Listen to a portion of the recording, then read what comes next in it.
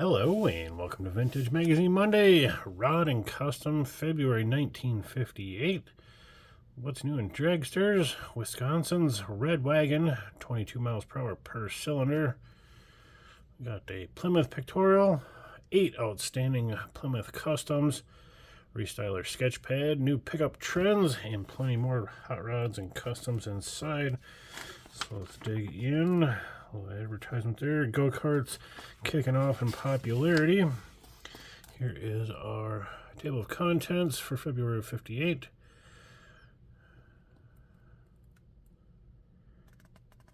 A little subscribe today to your Rod and Custom.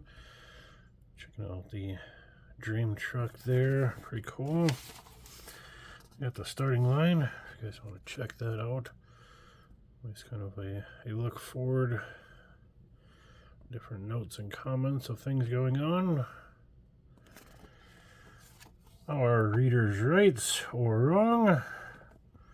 Again, talking about go-karts, picking up in popularity.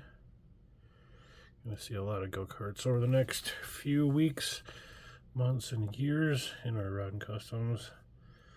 The 58 Chevy. Caught in the act.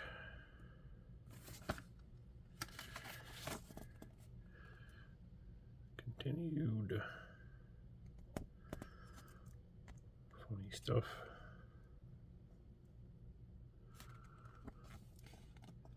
Odds and ends. At the Auto Mart. Modify Chevy V8 engines. Small, compact, efficient fire extinguisher containing 8 ounces of lower-borne chemical chlorobromomethane.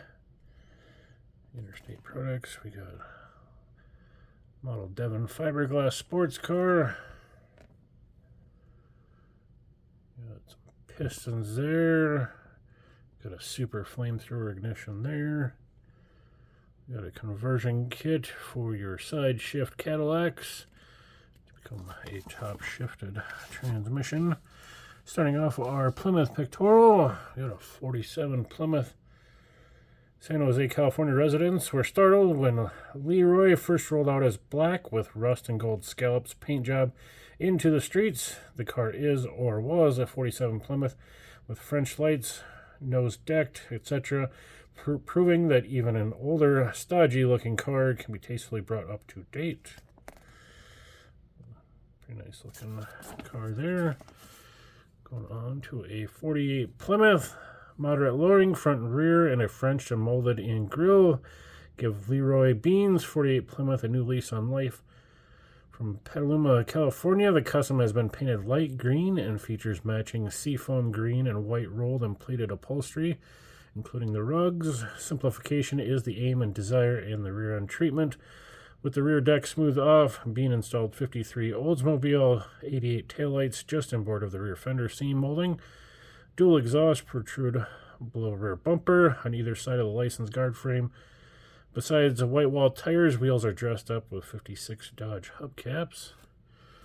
Very simple custom there. Got a 49, a little more radical. Jim Conley of Paramount, California restyled his two-door sedan in good taste. Painted a Sierra gold enamel and striped by Barron and Kelly. The car has been lowered, nosed, and decked, and the hood is lowered. A metal pan installed on the underside of the hood keeps the engine dry during rainy weather. Bumper guards have been removed, and chromed exhaust cutouts protrude from either side. The interior is nicely done in yellow and white tuck and roll Naga hide upholstery with carpeting edged in yellow to match. Unique radio speaker mounted under the hood, forward of the radiator. Good perhaps for talking the slower drivers over to the right lane on 4-lane highways. Up here we've got a 51 Plymouth. It took 3.5 years for Jerry Kravitz of University City, Missouri to complete all of the work on his custom hardtop. Modifications include extended rear fenders by 18 inches for a continental tire installation, slightly hooded headlights using 57 Olds rings, and distinctive as they are, 55 Olds 98 side trim pieces. The grill oval has been reworked to receive vertical Merc grill bars. Hubcaps are 56 Plymouth with an old-style English K initial painted on the personalized identification marking, which is unique. The car is two-toned in blue and white. And we got a 55 Plymouth. Making a car younger than it really is accomplished by owner Bud Campbell of Norwalk, California, by adding flared fins to the rear fenders of his 55 Plymouth Sport Coupe. Taken from a Golden Hawk Studebaker, the fins are molded onto the rear fenders of the Plymouth. Combination 56 and Plymouth taillights are uniquely different. Dual radial aerials installed instead of being placed on top of the fins are positioned alongside of the taillights below the fins. And to give the car a cleaner look, bumper guards were removed, front and rear. The car has been nosed and decked, spotlights added. Another individualistic touch, Buick wire caps with flipper spinners dress up the wheels. Interesting placement there on the antenna. Moving on down, we got a 56 Plymouth. Modifications on this hard top involve a study in a new approach to painting your custom. Every area of the car has been given special attention when the owner considered the distinctive detailing accomplished by the clever use of scallops.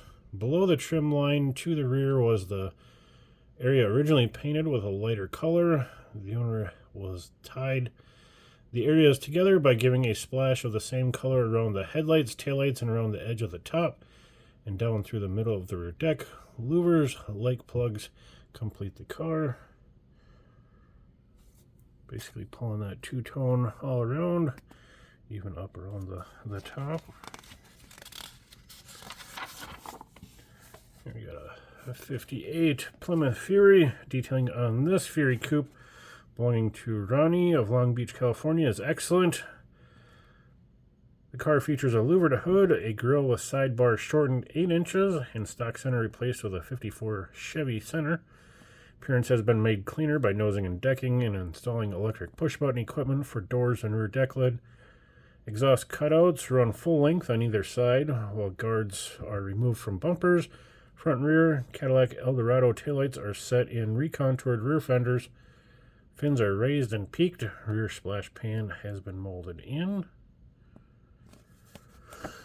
And down here we got a 57 Plymouth. Straightening out the lines of the upswept fender fins was the goal in customizing modifications on this late model two-door hardtop. To accomplish the job, a molded fiberglass section was grafted onto the existing fenders.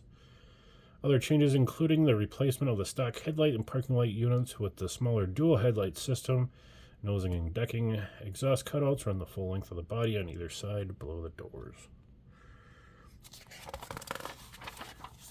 So for our Plymouths, we've got a Plater's Pet. Heggie Hagenpfeffer, owner of the Vallejo, California Electroplating Company, does a considerable business chroming car parts and accessories. So as an advertising medium, and for his own satisfaction, he thought he'd build a street roadster. With this in mind, he scanned the market for likely iron, kept alert to what customers talk. He soon heard of an engineless 25T truck frame sporting a 27T Roadster body. He grabbed it up. Over the wheel, view of the road ahead reveals carbs mounted atop a Scott blower.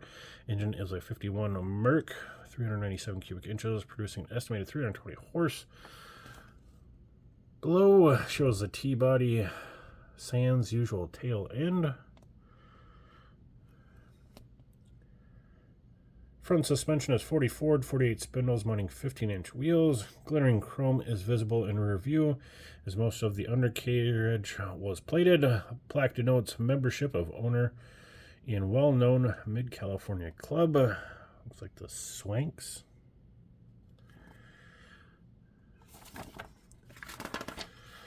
D is for Deuce, as original as they come. It is painted in red. Nice classic with an old engine in it. It's not very original as they come, but very original appearing. Trend-setting pickup. Got a few little sketches, same as on the cover.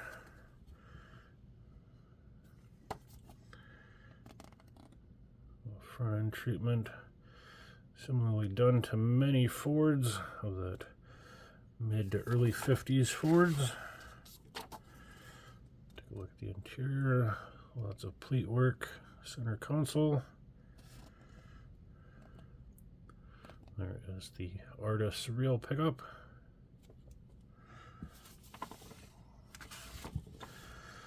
Joe Bailon's show-stopping Candy Bird.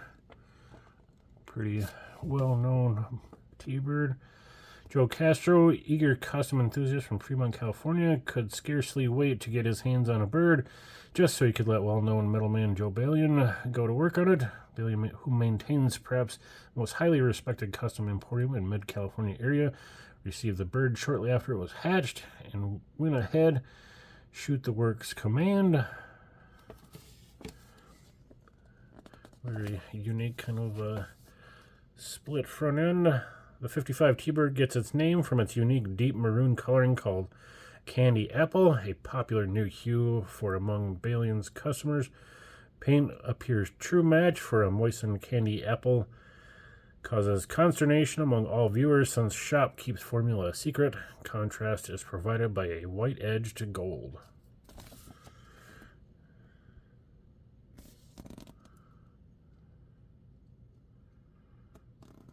Rear end treatment. Odd headlight treatment is a fresh approach to quad lamp problem. Note how fenders had to be widened to receive the units. Use of rod for Nerf bar and grill is a recent Bailon trademark, as is the step size fake header with spur-like gear bracket. Quad-izing a hauler. Part 2. Last issue we put 4 headlights on this 55 Ford. So let's go around back and style matching quad taillights. Here is the finished treatment. So I'm going to start off with some 54 Buick taillights. Of course, bend some rod to make your opening. Fill in all your metal work. Cover car, Wisconsin's Red Wagon.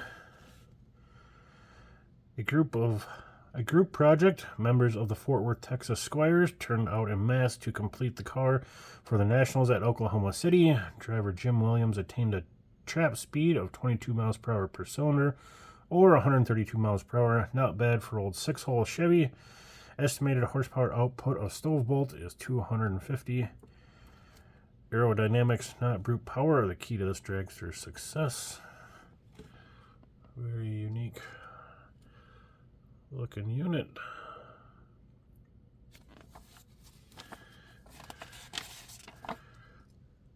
Worm's eye view of the car's rear quarter section shows dramatic appearance taken on by the sky-angled chrome exhaust stacks poking out from the 6-in-a-line Chevy power plant. In this day and age, the big V8, it is newsworthy to note that some enthusiasts still prefer the little inlines. Instruments are used by engineer assistants to tune engine to perfection prior to fast trip down the strip. Overhead look. Tail shot. We've seen that one last week's. There's an engine shot.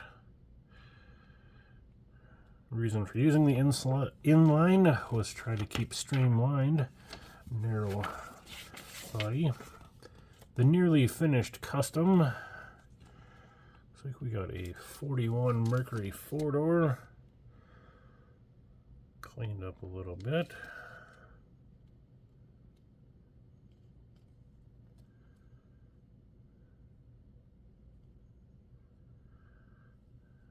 As he started.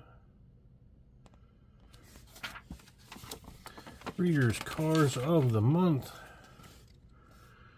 57 Chevy with some Imperial taillights high mounted.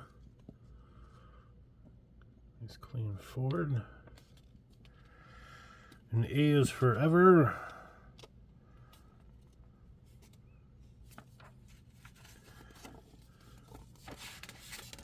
Got a 31 Coupe. Classically restored with little hopped up parts. Switch to hydraulic brakes from the rod actuated brakes. Black and white Naga hide interior.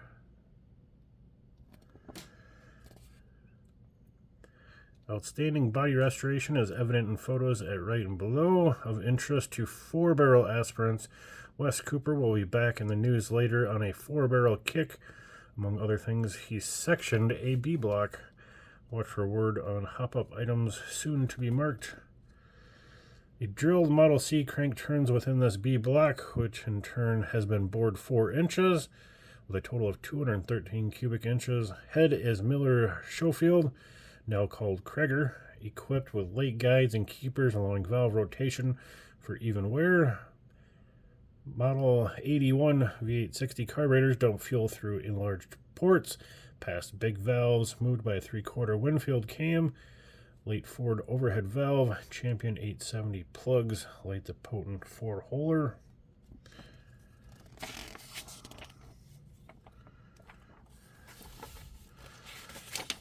The Rod & Custom Tbird gets a taste of the torch and winds up with a few ruffled feathers.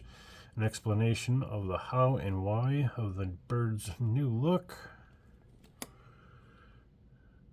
Stock Tbird's carburetor air scoop, while functionally necessary in every respect, is too short in length for a number of possible intake manifolding combinations and fails to add visual length to the hood line. Grease base clay was molded on the car until the desired shape was attained. Templates of this were made. See, we're making some templates. One more attitude to that scoop.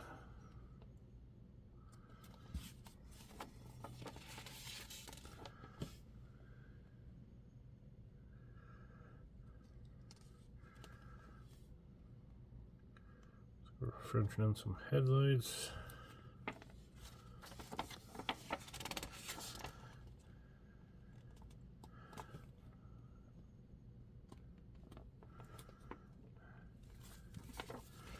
An outstanding Indian. Pontiac's inherently fine lines are revealed after removal of useless ornamentation.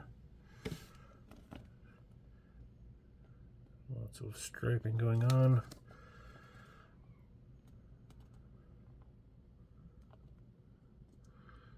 Fiberglass used to extend the fenders. Old front bumper allowed use of oval grille cavity, aptly filled with expanded metal. Further frontal changes are French lights with scoops just above. Revamping of hood's leading edge. Total chrome removal. Clean opening there. Showy Chevy, the winner in 5 shows out of 5.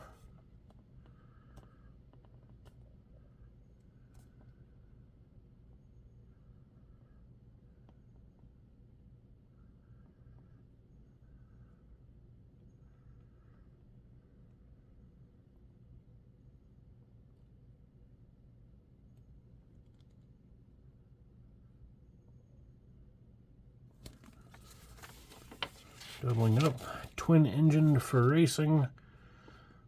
We're making a twin engine go-kart. JC Whitney. Got our Aaron C at the end. Quick and easy convertible top, do-it-yourself.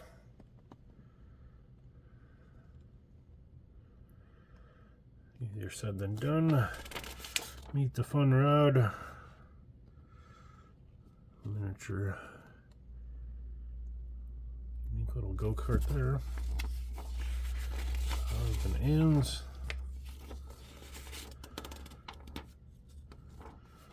Little goofs on us. And a little back pressure for those that read that. You can pause and read.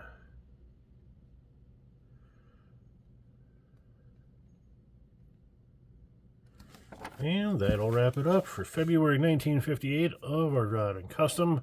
But thanks for watching.